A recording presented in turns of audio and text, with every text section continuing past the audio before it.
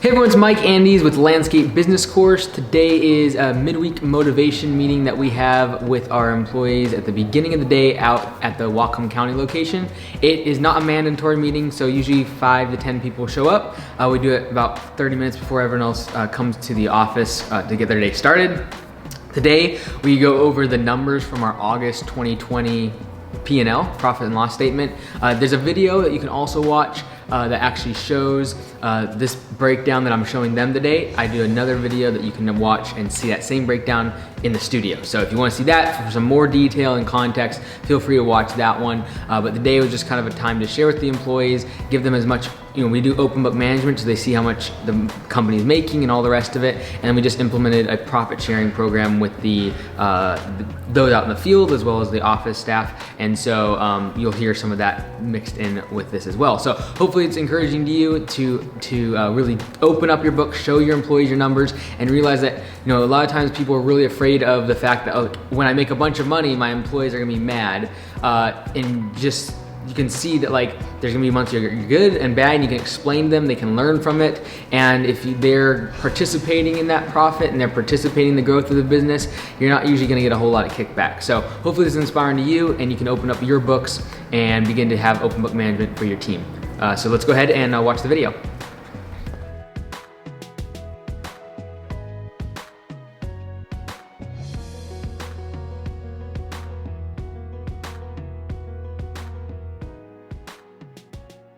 We're all pretty traditional.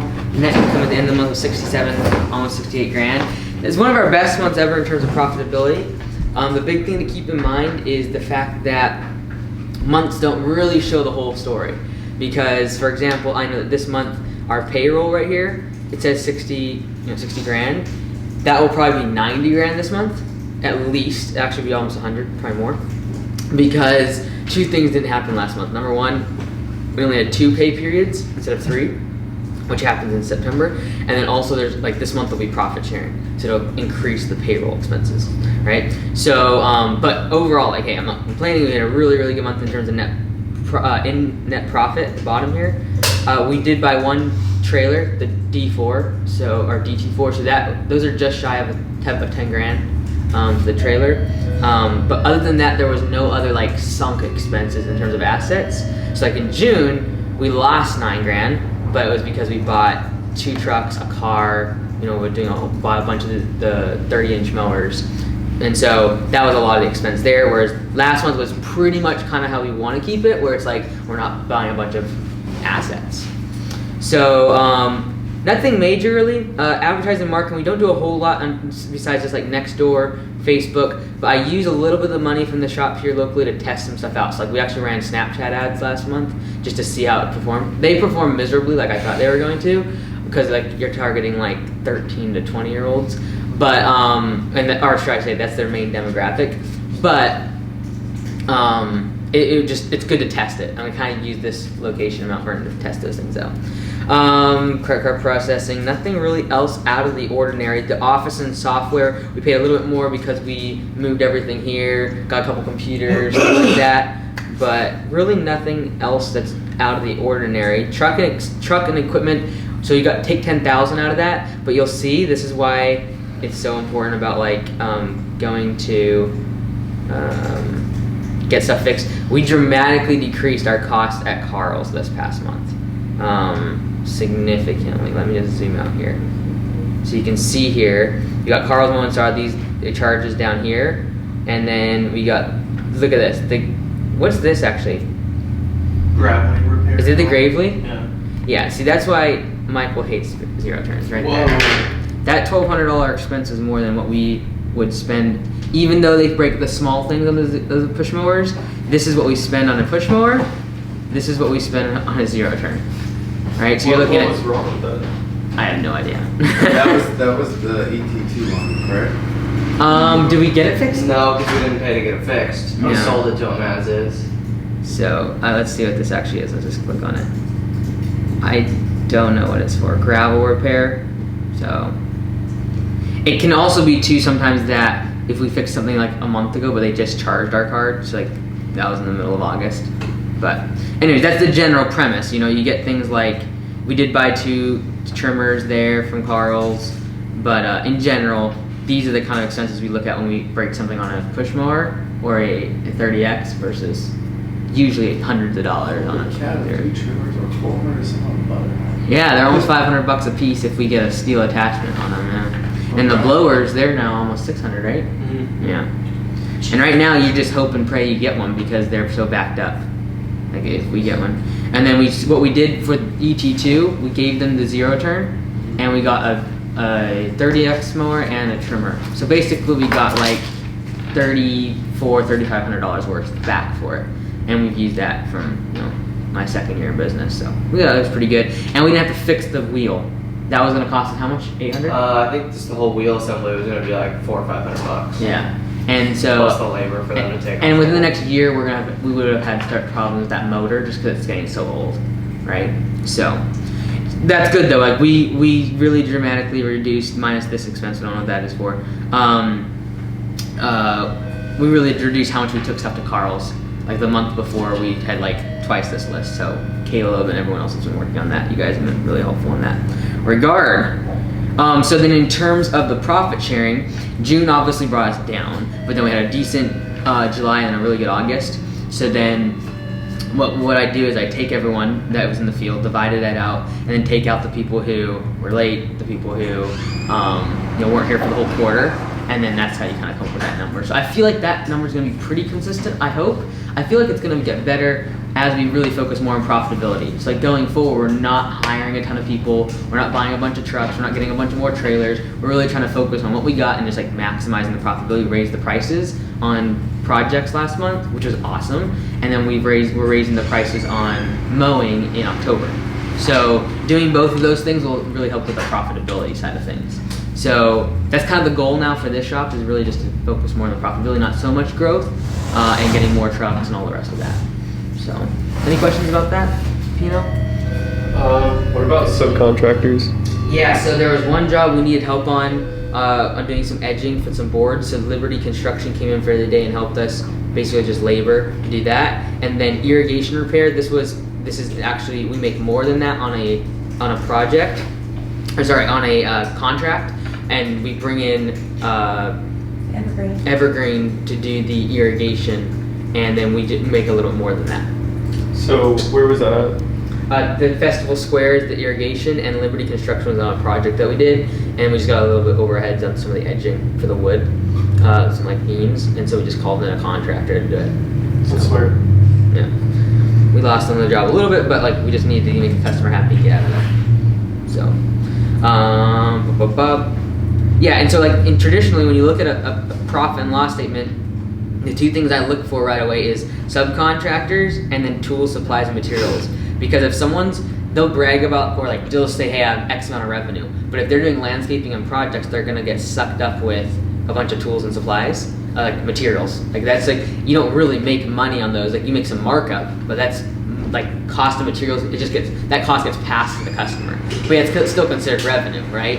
So like I talked to a guy on the phone the other day, he's doing $1 million in revenue with only 5 employees, but like 500,000 of that is just supplies and materials because he does pools. And so the fiberglass pools, every single one is like 15-20 grand for the in-ground insert with transportation.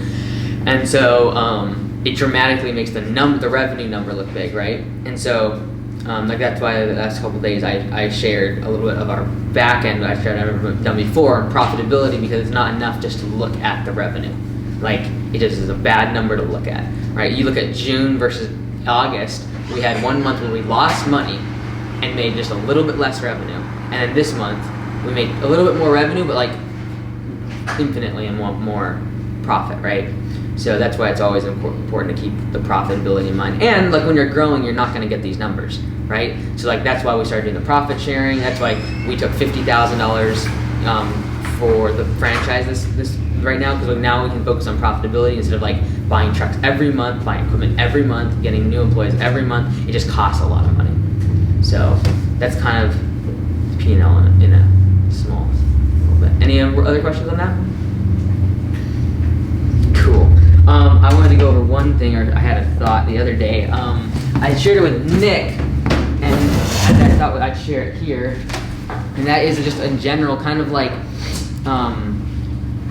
I was thinking about how like when people first start to get their first job and it's always like by the hour, like basically every job is by the hour. And I was thinking about like just in general, like when it comes to a career and where most people try to like get is usually go from like an hourly position to like a salaried position per year, and then your goal really usually is investing and thinking outside of those time frames. And I think what it really does, it has nothing to do with the dollar amount that you're making. I don't think it has anything to do with that. I think it has to do with a mindset. And I think the problem with an hourly wage is you start thinking in terms of hours. Whereas if you're thinking like your payroll, like, oh, okay, I'm going to pay X amount this year, and you start thinking like in bigger chunks of time. And then when you start like investing or something, you're thinking about like decades, like, and you're not even thinking about like what did I make in the past hour. And I think what it reinforces for people is just the mentality of like I'm only going to focus on how much money I made today or like the past hour. Like that's all. Like that's something so transfixed on like 15 versus 16. Like, oh, I should go get a different job because I can make $1 more. It's like it has nothing to, when you're in that position. It has to be about what you're getting besides the money. It has to be about like what are you learning. Can you grow and like figure things out and get skills in that position? And so I always like try to push people when they first come here, like, look, it's not going to be the money here in the next 3 years that you're going to like really be like, oh, I went to Augusta and like changed my life because of the money. It's not going to happen. Like, it's not really going to be life-changing money that you make here. It's really going to be about what you learn and what you can do to like, we want to give you the ability to stand out there and like figure things out in terms of leadership, project management, learning the numbers, and that's what you're going to learn, right? And so instead of thinking about like what did I make in the last hour, like trying to just broaden your horizon, like what did I learn, like what skill set, like what in the past year or 2 years is like going to be the thing that really down the road makes a big impact on my income. Right? And I think that's the problem with so many people. They spend their 20s, 30s, 40s thinking about dollars per hour, and they wake up and realize, okay, I've gone from 15 to $20 an hour. And it's like not much of a change. When if they would have spent that time investing in themselves, educating themselves, trying to improve themselves, get new skills, and maybe go work for free, but get skills that become really valuable down the road, I think that'd be really important for our society. And I think that's what most people get trapped in coming out of school. They get forced into a $1 per hour job because they need to pay their monthly tuition or like their bills, right? The education loans they got, the college loans, and it forces them that mentality of, okay, I got to bill this month, therefore I got to work X amount of hours this week at this rate per hour. Whereas when you start thinking about investing or down the road, you look at like a billionaire, they don't even think what they're making per hour. They lose money some days. Some days, like Elon Musk lost $20 billion the other day. Do you think he really cares? Like, he could care less, right? And whereas some people, like the stress of losing $20 billion, they'd be like, my goodness, I couldn't do that. Like, take it easy. He's still worth $80 billion. So like, I think it's important just to think, and not even in terms of money, but thinking in terms of like, okay, I'm in an hourly wage position. We try to manipulate it somewhat with P for P, but at the end of the day, it's not like you're making life-changing money. It's what skills and knowledge and education can I get in this position that set me up in 10 years to do something that is going to make me more money, whether it be investing or learning about money, or you get a position where you can either run a business or you can manage someone's business because you know the numbers. Like, that's the value. And so even coming to these meetings, like the people who come to the meetings here are the ones who are actually getting the value of this job, in my mind, right? Like, learning how to mow, learning how to do landscaping, learning even how to do bigger projects is not going to be the thing that sets you up 10 years from now. It's going to be the knowledge and the skills and the things that you do, right? I just encourage you, like on jobs, it's not so much the job that you're trying to like get skills from. It's the leadership. It's the communication with the customer. It's the communication with the office. It's talking about money. It's selling someone on a work change order. Those are the things that actually are giving you value, right? And so I just encourage you to think more long term, like what are the skills that are setting me up for the next 40 years, not what is the 34 cents that I made in the past few minutes, right? In that same few minutes, you could learn a life skill that could set you up with lots of money, opportunity down the road, if you just push yourself to get into those situations, you know? So, cool. That was my deep thought of the morning. Any comments, concerns, debates we need to go over? That should be the next podcast topic. Yeah, I know. I don't like talking about it because it really makes it sound bad for hourly employees, and I don't feel it's that way. I feel like some of the most successful people spend their 30s and 40s literally doing menial jobs, but they're learning incredible skills, working for free. Like interns, some people are like, oh, they're such an intern. Like they're so like, nah, they don't make any money. Like there's a reason why they're doing that.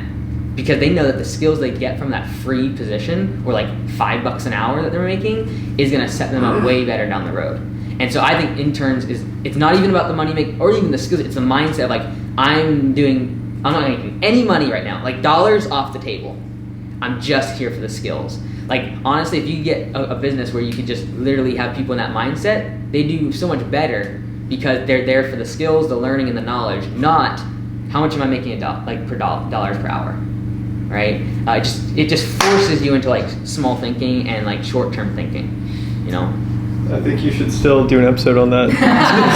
Well, because you want to change people's mind. Yeah. Like that's why you're telling all of us that, you know, and it's not a bad thing. Like it's not like you're insulting anyone. Yeah. Like most business owners wouldn't want to say that to their people who they're paying by the hour. But like here, we don't want you to be here for like 5 years. We want you to go on and do something better. And so like my push is like use your time here, like figure stuff out, you know? But that could be for everybody. Yeah. Like in any job. Yeah. So it's like, yeah, the world would be a better place if that message was that simple. But everyone's just so worried about like, I need to make this amount of money to survive. Yeah.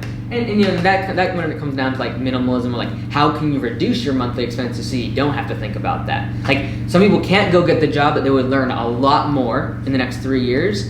They can't because they have fixed expenses of a mortgage and a car payment and loans and all this stuff. They can't go and take a step backwards financially in order to set themselves up for life. You know, and that's why like when people come out of school with $150,000 in debt, you're like, well, yeah, you have to get a job. Like you don't have if the ability to come like shadow Elon Musk or like be his personal assistant came along, I'm sorry, I'd be out of here. Like I'd be like, I could care less about the money, I could care less about everything here, I'd be going and doing that. Because that would be like once, like you don't have any other shot. But you can only do that if you put yourself in a position where you don't have all those fixed expenses. And that's why being free of all those things gives you the flexibility to take opportunity. Take a lower paying, not take a higher pay, take a lower paying job in order to get the skills and things that are going to set you up down the road. You know, if anyone here got Elon Musk's personal assistant, I'd be like, get out of here! Like, go run for them. Like, it's not even. But the problem is, people get those opportunities and they're like, oh, well, I can't. Like, I gotta pay my bills, and that's why keeping those as low as possible is like so freeing. You're able to take those opportunities and run with them. Mm-hmm. So, I would recommend listening to the book Infinite Game by Simon Sinek if you haven't read it. It's kind of parallels a little bit of like what Nick was saying last meeting about that mindset book. But basically Simon Sinek is like, I'm not thinking about my next quarter earnings or my next great business idea or my next way to beat my competition. I'm thinking of how will this company be better when I leave, and you can also take a lot of those principles in your personal life. That one really helped change that. I used to think a lot like that, like Mike's kind of first example, like, okay, I'll get an hourly job and then I'll grind hard and then I'll get a salary and then I'll get a pension and like I'll like the rat race. But like Infinite Game, it changes how you actually attack each day and realize that there's a bigger plan in the long run. So I would just recommend that book. Yeah, I read that book. It's basically just saying like, kind of even taking it a step further, like looking at your entire life, Right. Like the next 5, 10, like where are you going to be at in 20 years? No one thinks about that. Like you kind of have a vague idea. It's like I'm gonna have a lot of money and I'm gonna be hanging out somewhere. But it's the infinite game because like it never ends. So Right.